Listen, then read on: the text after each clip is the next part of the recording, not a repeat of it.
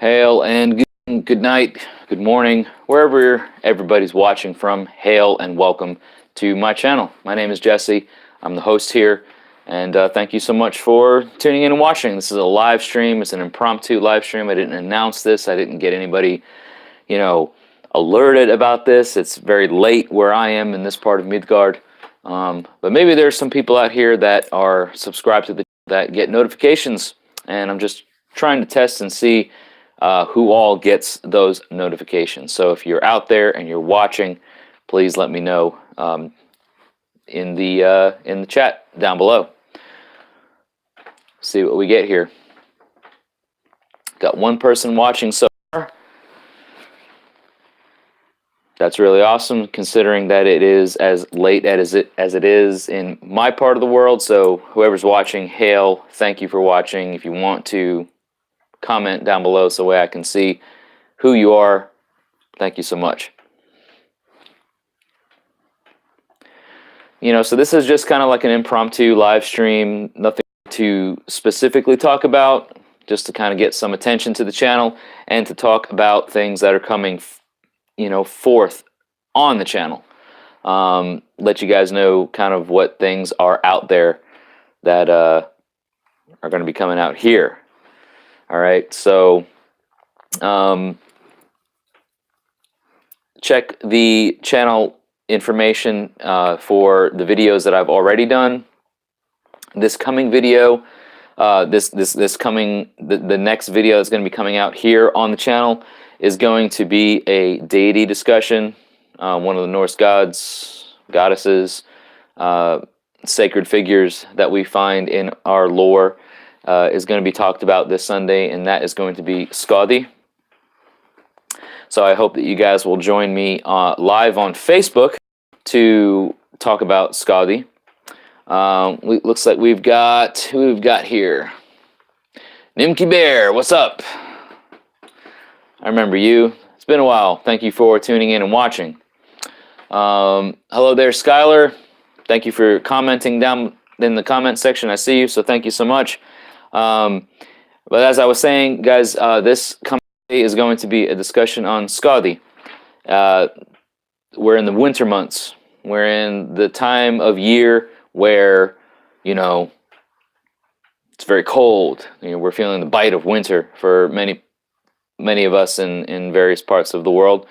Maybe not so much in the southern hemisphere, since it's your summer, but in this part of the world, in the northern hemisphere, it's winter, and we're feeling the bite of winter. We're feeling Skadi's kiss, and sometimes she doesn't come in so generously with her kisses. Sometimes she just comes in and is,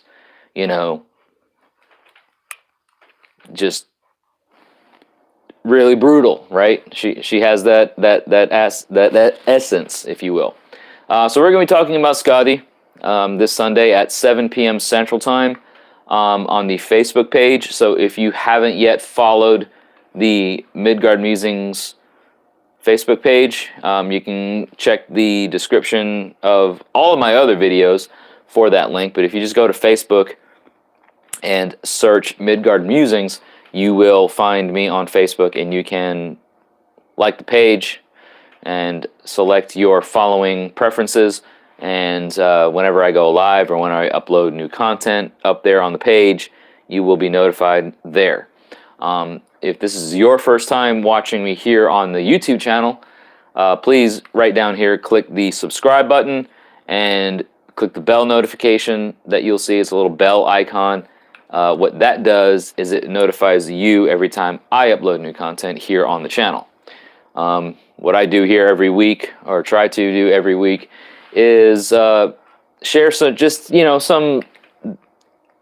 one heathen's view of things. It's I don't consider myself or anybody really out here who does things like what I do a leading authority, a person who you should follow 100% what they say or whatever. It's this is my view of things. This is how I take from my own heathen path and my own heathen practices, and I'm sharing it with everybody out here. So if it meets things that you are interested in, Norse heathenry, Germanic paganism, feel free to subscribe to the channel and stay tuned with the things that I do. I do try to upload videos every week.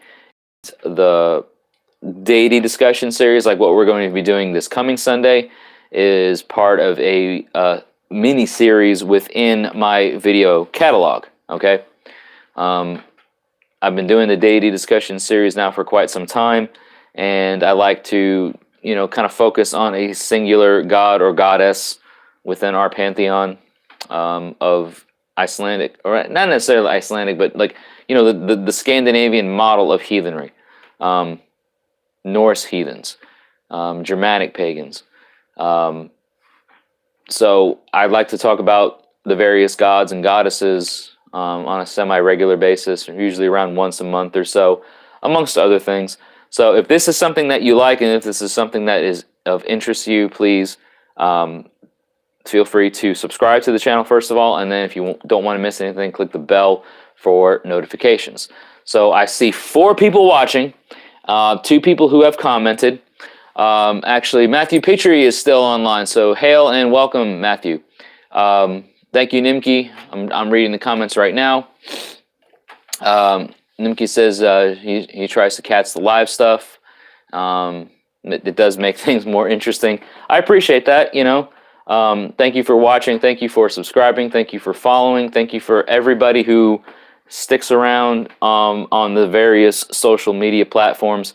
It is, it's not the thing that defines us, but it's definitely something that is appreciated and helps get what information I'm trying to get out to everybody, because the more you comment, the more you interact, the more the algorithms of these various platforms realize that, hey, there's people that are engaged, there's people that want to see this stuff, so let's distribute it out there. Let's get more people involved and let's get more people engaged. Who we got here? We got Damian, who says LOL surprise. We've got, I can't see your name, but it's Vilhjalmur. He says I am the Lurker. I'm not sure what you mean by that. I don't speak Norse. I don't speak Old Norse. I don't speak Norwegian. I don't speak Icelandic. Modern Icelandic is probably the closest thing that I know of that kind of gets close to Old Norse. Modern Icelandic is very similar to Old Norse. Of course, all of the Scandinavian languages have similarities from that model. And we actually see some Old Norse words and some Old English words that have come into our modern English language. So whoever you are, wherever you are, thank you for watching this surprise. I say surprise just because I didn't announce it. I didn't say that I was going to be doing this. This isn't one of those things that I had planned that I was going to be doing. So it is what it is. Who else we got here? So Colt says Lurker is someone who doesn't chat much, and they lurk. All right, cool. So you watch from the background. That's awesome. Appreciate that. I do that a lot too myself. I'm one of those types who may become a part of various social media groups, platforms, whatever, and I don't interact a whole lot. I just kind of sit in the background and lurk and just watch, observe. So nothing wrong with that. But thank you for lurking around here. Thank you for watching the channel. If you have any questions, anybody wants to ask me anything, feel free to do so.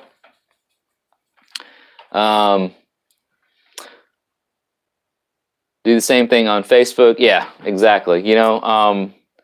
And that's the funny thing about Facebook, I think, since we're talking about that particular platform, is there's a lot of stuff out there on these various Facebook groups that I don't really jive with. I just sit back and I watch and I observe, and then after a certain length of time, after I've observed enough and I've absorbed enough, I'm like, you know what? Peace out, deuces. I'm gone. On to the next thing, because there's nothing of value, nothing of real value. Nobody's trying to help in there, or their perception of help becomes very skewed. Okay, so I'm the type that, yeah, I'll check it out for a little bit, and if it seems that something to me that is going to help benefit others, I may stick around and chime in every now and then. But for the most part, I'm just one of those types where I'll just sit in the background, observe, and if it tends to be something I don't want to be a part of, I'll just vamp out.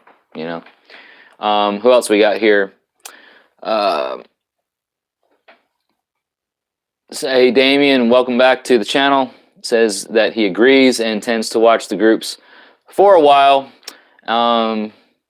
Most of them lately don't sit well with you, and everybody's bickering over everything, and there's no value. You know what I see a lot in some of these heathen groups, or what claim to be heathen groups? I see a lot of it's all UPG stuff. Okay, it's all what individuals are experiencing, what individuals are facing in their own lives, and that's fine. That's great. Like it's wonderful that you want to share that. I have my own UPG stuff that I share from time to time. Big disclaimer: a lot of what I share on this channel is UPG stuff. I'm one of those types of heathens now who draws from the past and is inspired by the past, but I am not living in the past. Okay, I'm trying to take from the past to build something now in modern times, and allow us to grow in this heathen path in a progressive way. I don't think growth happens when you're stuck in the background and stuck in the past. So one of the things that I don't see a lot happening is progressive growth. I don't see a lot of people coming together to try and add to the old and build off of the old and add to that and allow that growth. It's a lot of just like, I've watched Vikings on the History Channel for the last several years, and Skull this and Hail that and Odin bless blah blah blah, and it's like it's all an aesthetic. It's all surface level, over romanticized, ununderstood, undereducated, underappreciated version of something that means a whole lot more. So I don't get into that whole thing. I don't get into this, I lost interest in the Vikings TV series years ago.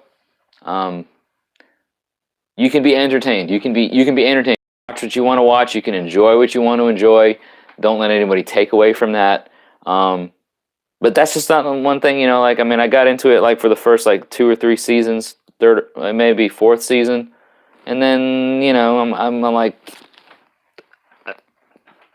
okay, it's all Hollywood. It's all stories that are being just conjured up from loose ideas of what happened in history, and they're making something that didn't actually happen into something that's going to make money. That's really all it comes down to. It's not heathenry.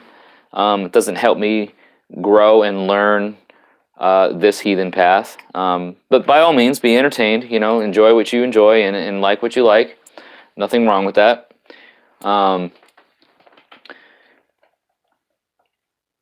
Damian says, I also use to share knowledge and you see a lot of these groups fighting over what is right and wrong with individual paths.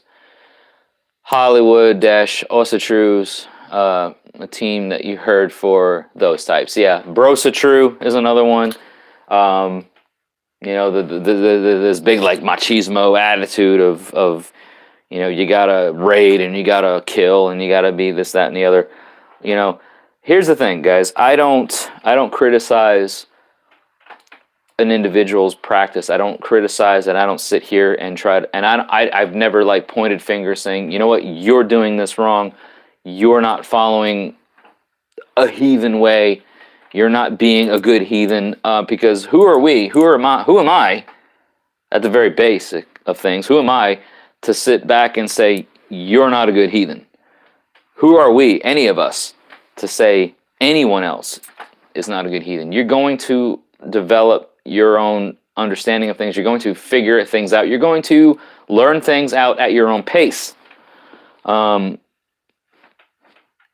so, yes, there may be certain traditions, there may be certain things, depending on the type of heathen you are. If you're a hardcore recon heathen, you may be very stuck on the historical elements, and you may be like, this is how it has to be because of the historical elements. That's fine. I'm not going to bash you for that. I'm also not going to bash the people who get a little bit willy-nilly about it, and get all fluffy bunny and want to go into, you know, totally off the grid when it comes to, you know, Germanic pagan practices and Norse heathenry. But there's no globalized, there's no global precedent. You know what I mean? There's nothing that says this is how every heathen should be across the board, 100% of the time, every time. Tribes are built and developed off of regional, cultural, and traditional differences.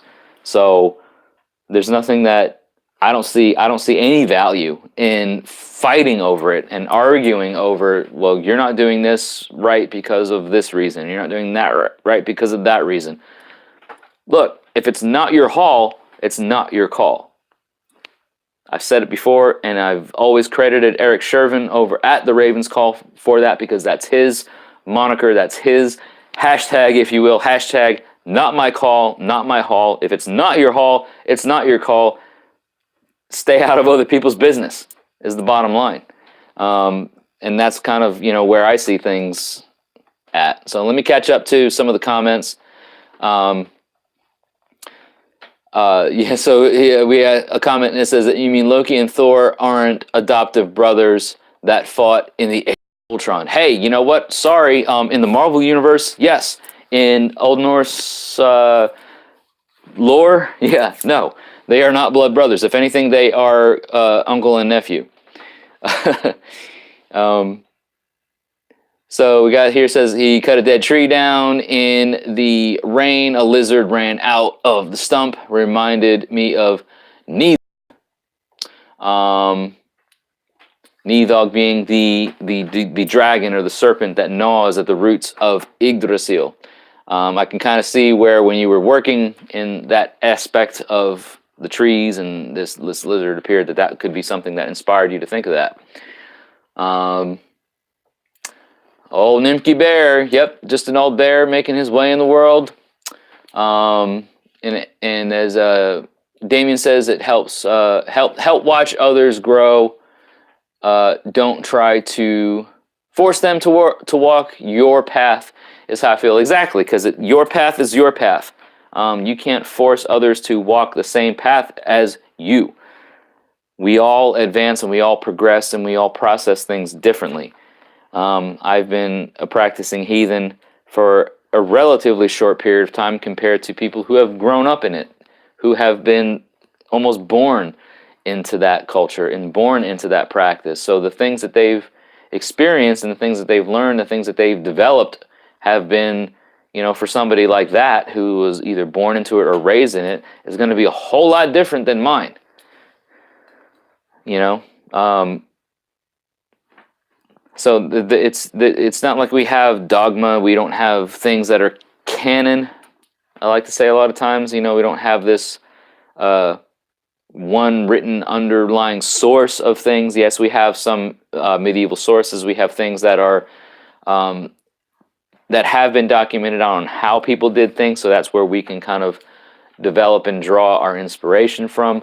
But it's not a one and done type of thing. I think the biggest thing that we can come back from is that every culture did things differently, you know. So you may have had cultures or traditions rather from the culture around what is now Sweden that were different from the culture and the traditions that existed in what is now Norway, versus the differences of traditions that existed in what is now Iceland, so on and so forth. So all of these regions, all of these places had their own regional and cultural traditions that have over the years bled over and kind of become a part of things overall.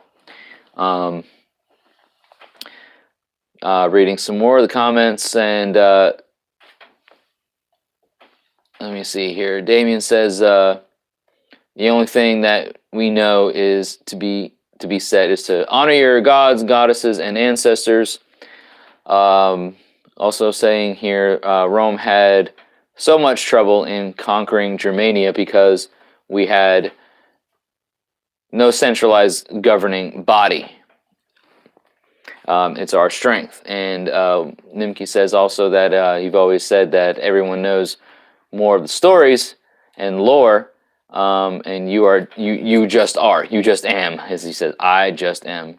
I have no other explanation than that. Yeah, we exist as our own individuals. And it really just becomes, it comes back to, what are you trying to do? How are you trying to live? How are you trying to exist in the modern world, living based off of a worldview that existed so many thousands of years ago that that we don't have documentation of. It's like trying to rewire your brain, trying to reprogram yourself. You know, like my view of the world, my worldview growing up was a certain, because that was the environment that I grew up in. That was the culture. That was the thing that I grew up in. And then as I grew out of that and I figured things out for myself, you know, I'm learning things of my own, and then now I'm here, you know, trying to practice my own faith and my own spirituality, and I'm learning things that fit better for me, and I'm adopting worldviews that I maybe hadn't always, but that just feel right for me, you know. And it's like Damian said, you know, it's, you know, honoring the gods, honoring your goddesses, honoring your ancestors. Ancestor veneration is a paramount part of pagan practices, whether it's Norse heathenry, whether it's Celtic paganism, whether it's, you know, anything from Asian countries, Middle Eastern countries, anything of pagan origins has a lot to do with honoring your ancestors, honoring the people who lived a life and lived it in such a way, and that is why you are here now. We owe we have a level of obligation to honor our ancestors because they are the reason we're here, and we want to keep good luck tied to our ancestral line, so that way when we are no longer here, our descendants have ourselves as their ancestors to be proud of, just like we want to have our ancestors that we want to be proud of, right? It's a huge thing. It's a big part of our heathen practices. We all come from varied paths, like Damian said. Used to be an ordained priest in a Christian faith. I myself grew up in a Christian, albeit non-denominational sector of Christianity. But yeah, I grew up and practiced and studied and learned and lived things that mirrored the Christian worldview. Okay, so when I started figuring out this path, and I started figuring out things that I wanted to do in this aspect, it was like there was some baggage that I had to let go of. There were some things that I had learned in the 20-some-odd years of my life previously that did no longer apply. But because I lived in that environment for so long, because I held on to those ideas and those things for so long, it was a challenge. It was a learning curve. It was opportunities that I had to, you know, better myself as an individual, following the practice that I was following, and let go of the things that were preventing me from growth. Right. So it's not always easy. You know, there's, I think, a lot of us, especially nowadays, that are getting into heathenry, getting into various pagan practices. Doesn't necessarily mean that it's Norse heathenry, Germanic paganism, whatever. But other various heathen practices, things that tie us to our ancestral line. And we have to figure it out. We have to practice it and learn it and develop things of our own, and we have to let go of things that are restricting us. We have to leave that baggage that we've carried with us for so many years, leave it at the door. Leave it at the, just let go of that bag, drop it, forget that it exists, and move on. It's easier said when thinking about it, or when you're not having to do it. Easier said than done, especially for the newer folks. And there's a lot of other various factors that come into it. You're oftentimes not the only one to be considered here. You have significant others, you have family members, you have relationships with people that are affected by your decisions. So all of a sudden, I'm going to use myself as an example. All of a sudden, I figure out that I no longer want to follow the path that I was brought up in, and I don't want to adhere to the doctrines and the ideas and the culture and the worldview of what I was brought up in, and I want to follow something that in the culture that I was brought up in is condemned, when the family that I love and hold dear to still follow those ways that I was raised in, and they hear and find out about what I do, there's a conflict that is automatically raised, and it presents another dynamic. It presents another challenge, right? And something that we kind of just have to deal with and figure out. Is our family able to accept us? Is it something that we can coexist peacefully with, or do we have to cut ties 100% and be true to ourselves and figure out ways? It's not as cut and dry as you would like it to be quite often, I think.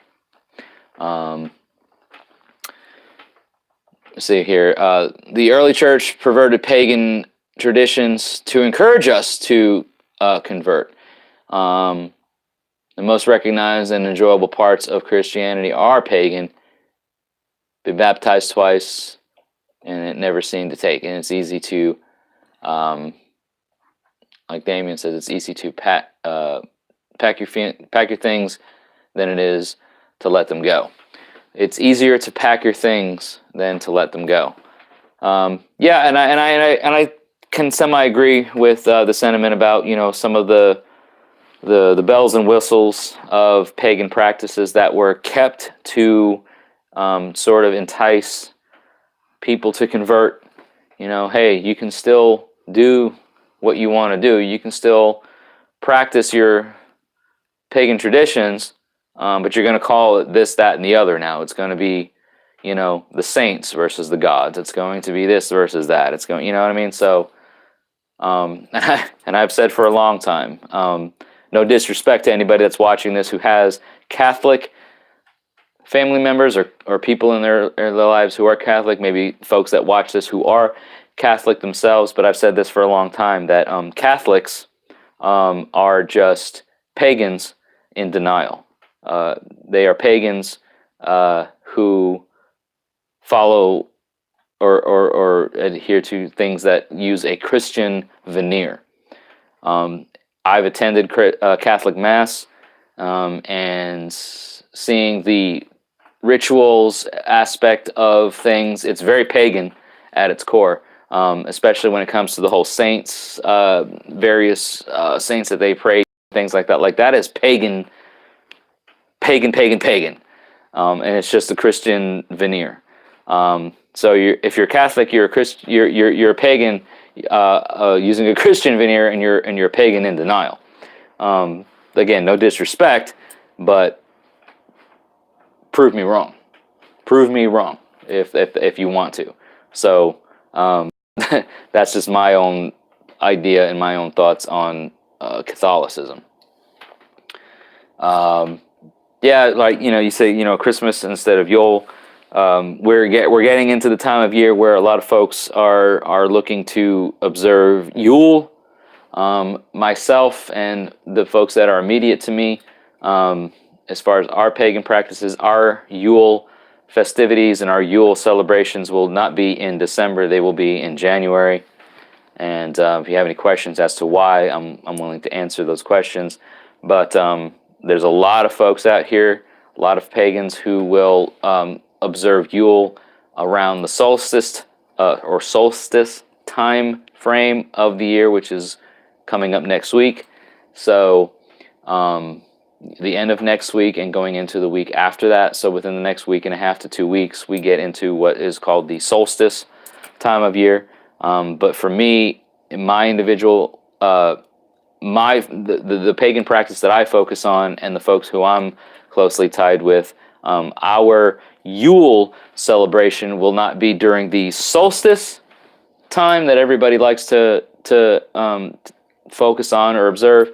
It's going to be after that, and during the full moon of the first month of the calendar year in January. So again, if you have any questions about why we're doing it that way or why I want to do it that way, I'm happy to answer you. But that is, there's a lot of cultures that celebrate the winter solstice. Saturnalia was a Roman pagan thing. They had their celebrations around this time of year. European pagans had, and other pagan cultures had things this time of year. So it's not an uncommon time of year for celebration for the reason that it's celebrated. So it makes sense that when conversion was happening and when Christianity was starting to influence the world at the time, the civilized world at the time, that they would, of course, want to incorporate a major event, a major religious, spiritual event around things that had already been established in other pagan cultures. So, hence the Christmas traditions happening around this time of year. Those traditions, those practices existed already, and now we have Christian lore and Christian influences that are now popping up, and we have to get all these people on board this ship. So let's just create this holiday that is going to coincide with the things that they've already done. We'll just switch names around. We'll call things different things, and they'll be okay. We'll be okay. Everything will be cool. It's kind of the way it went, right?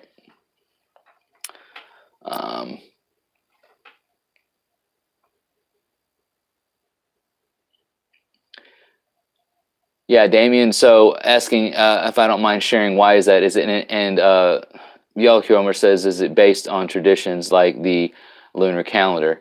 So the reason why, to answer your question, is yes. Yes, it is based off of the calendar, and we're doing our Yule celebration based off of the historical practice of when Yule was held.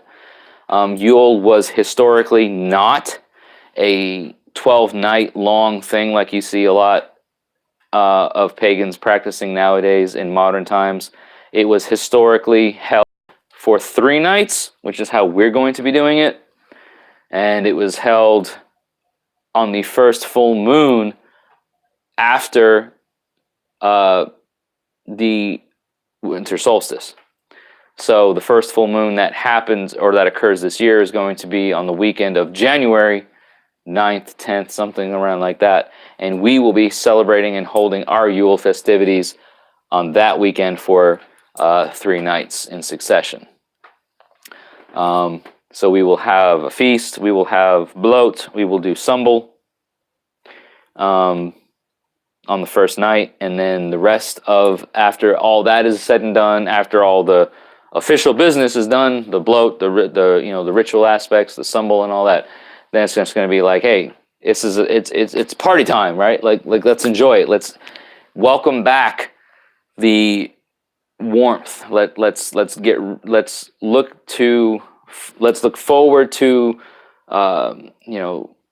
what we can look forward to of building our community up and cultivating life-bringing aspects to our communities, and let's leave things that we don't need behind. Let's leave the dead behind us. Not the dead like the dead parts, the things that have gone beyond the darkness. Let's look forward to the light.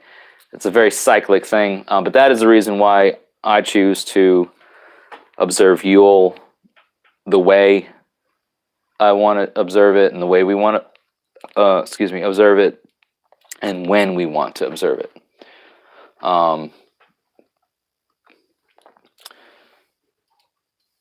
Like Colt says, it has to do with the changes of Julian calendar to the Gregorian calendar. You got to think, everybody. The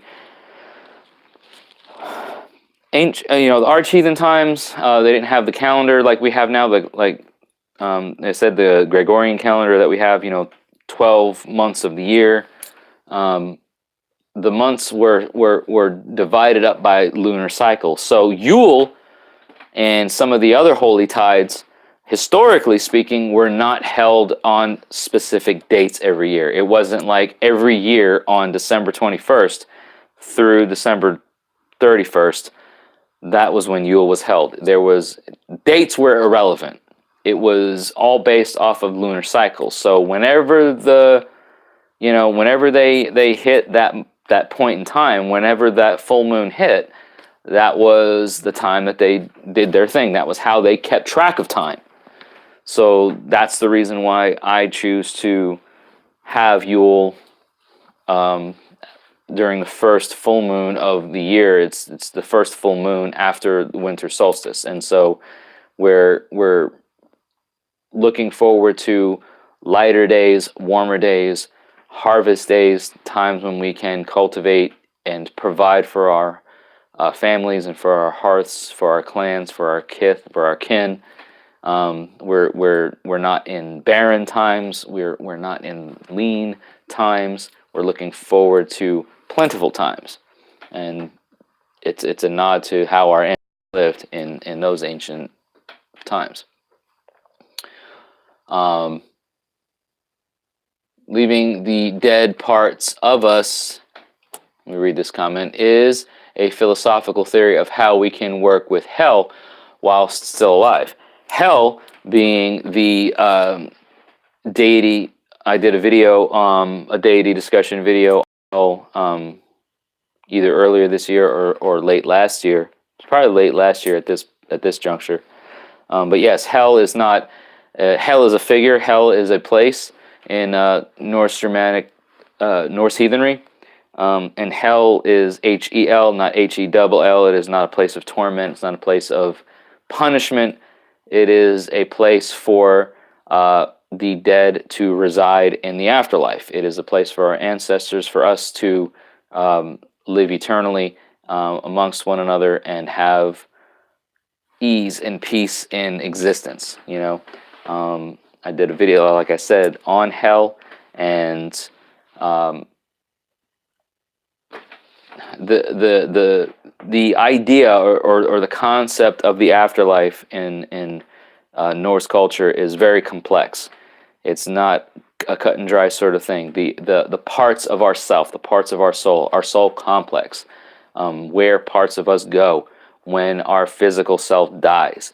It's actually a very advanced and very complex concept that Norse society had. But yes, in some of the sources, especially during, around, and after the Viking Age, hell was a figure introduced into the lore who kind of presides over the realm of the dead, right? It's a hall of comfort. It's a hall of peace, relative peace, and where our ancestors dwell, those who haven't, died violently in battle, who may end up in Valhalla. Again, it's not something that I could go over briefly right now, but because, again, the concept of the afterlife is something that is very complex, and there's a lot more to it than anything that I could just, word vomit out here right now. But yes, the parts of us that we leave behind during this time of year when, things appear dead, things are in a dormant state, but there's still life there. They are dormant. They are not deceased in terms of being never resurrected again, never being seen again.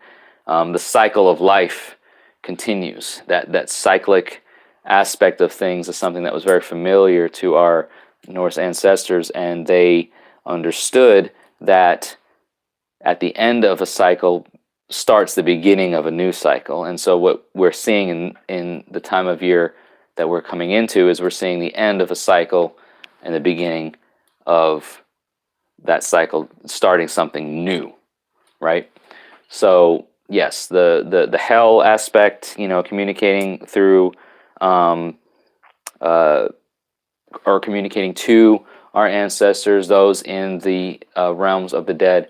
This time of year tends to be a time of year where a lot of pagans, not just Germanic pagans, not just Norse heathens, that are following this path, but a lot of other pagans will be focusing on communicating with the dead, communicating with those who are no longer physically with us, because the time is good, the time is ripe for us to reach those folks, to work with those entities, to work with those spirits, to work with those sacred forces, okay? So Damian said, have you or do I plan on making a video going through the various celebrations? I love Heilung. Damian says that he does, and yes, I do. I love Heilung. I love Denheim. I love Wardruna. I love Lurker. I love a lot of OC and the Jupiter. I love a lot of that type of stuff, yes. To answer your question, Damian, I've done a video or two about, actually I did a podcast, I think, about some of the more common, I say common, I maybe should rephrase that, the major holy tides, or as you would say it,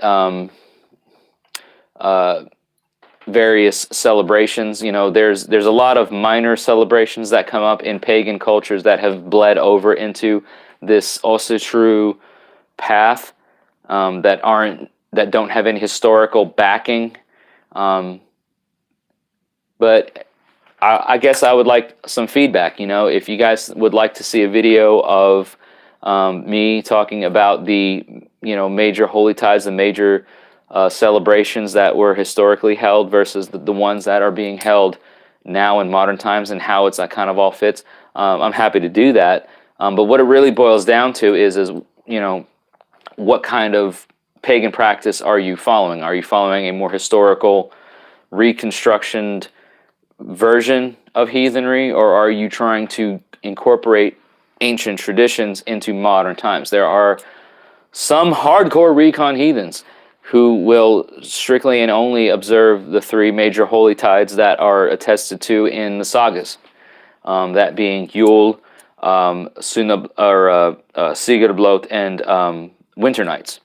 There are others that occur, especially nowadays in modern times, that are inspired from other pagan practices, but how it's incorporated can definitely build on the luck of the tribe that practices this and that holds it. It becomes a cultural tradition, it becomes a regional tradition, it becomes something that is tied to that collective of people. So I may do a video about that. It's actually a really good question, and I think that would be something that's met with some interest. So thank you for that suggestion, and I will definitely consider that.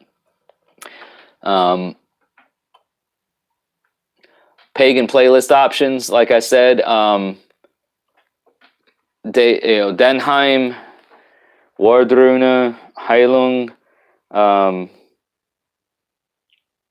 want to say it's like Myrkur or Mykur. She's a female vocalist, but she has a lot of ancient aesthetic, like that old pagan music type thing like you see from Heilung or Dunheim, and she has some Norwegian black metal stuff going on too. So her stuff is pretty cool. You might want to check her out. And OC and the Jupiter, really awesome stuff there. So those are some things that you can possibly check out. So thank you, Damian, who says that he would absolutely love that. And That's a great idea, and I appreciate that because it gives me inspiration for things that I can do here on the channel. So stay tuned for that sort of thing. Thank you, Damian, for suggesting that. That'll be something that I look to want to do here in the near future.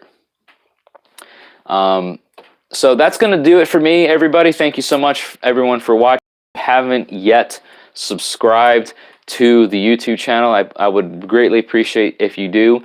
Down in the description of any of my videos, you're going to see a Linktree hyperlink. If you click on the hyperlink, you're going to see a bunch of other links of how you can support this channel, okay? Obviously, subscribing to the channel and clicking the bell notification does not cost you a thing, but if you want to support the channel monetarily, you can get merchandise through Teespring and Redbubble. You can also buy rune sets from me that I make through wood burning projects. If you want to know anything about it, you can email me, midgardmusingstn@gmail.com, or message me through the Midgard Musings Facebook page, and I will give you the details on all of that. And then there's other stuff. There's Patreon. I don't talk a whole lot about that, but if you become a patron on Patreon, depending on the tier or level that you subscribe through Patreon with, I will give you shout-outs at the end of all my videos. And if you become a top-tier patron for, I think it's $15 a month, you get a monthly rune draw emailed to you every month by myself. So consider all that. Check the description down below for the links on how you can continue supporting this channel. Really appreciate everybody tuning in and watching tonight. I know it's late or early, depending on where you are in the world, but this was fun. It was an impromptu sort of idea that I had, and I'm glad that there were some people that tuned in and gave me some talking points to answer questions on. Let me answer some of these last final questions before we turn off here. Yeah, I am currently living in the state of Tennessee, although I am not a Tennessean. I guess I'm an implant or transplant. I said implant. Transplant, I guess is the right word. I'm a native New Yorker. I'm from the state of New York. I've lived there for more years than I've lived in Tennessee, but I transplanted down here about 13, 14 years ago, and this is my home right now. But I am not a Tennessean. I would never call myself such. I'm a New Yorker, born and bred, but I am in the state of Tennessee. So thank you, everybody, for watching. Thank you for subscribing to the channel. Thank you for asking all the questions tonight. Thank you for your constant support. Cool. So you are outside of Chattanooga. That's awesome. I am closer to the Nashville area. Feel free to email me or follow me on Facebook if you ever want to connect or talk about things. I'm definitely happy to engage you in that aspect. But thank you, everybody. All right, I'm going to go ahead and get off of here. It's getting late or early, depending on where you are in Midgard. Be sure to check out the Facebook page, because this Sunday at 7 o'clock p.m. Central Standard Time, this Sunday, over on the Facebook page is going to be the live stream on Facebook talking about Skadi. So, hail, thank you all so much for your support and for watching today's video, and I will see you in the next one. Hail, everybody.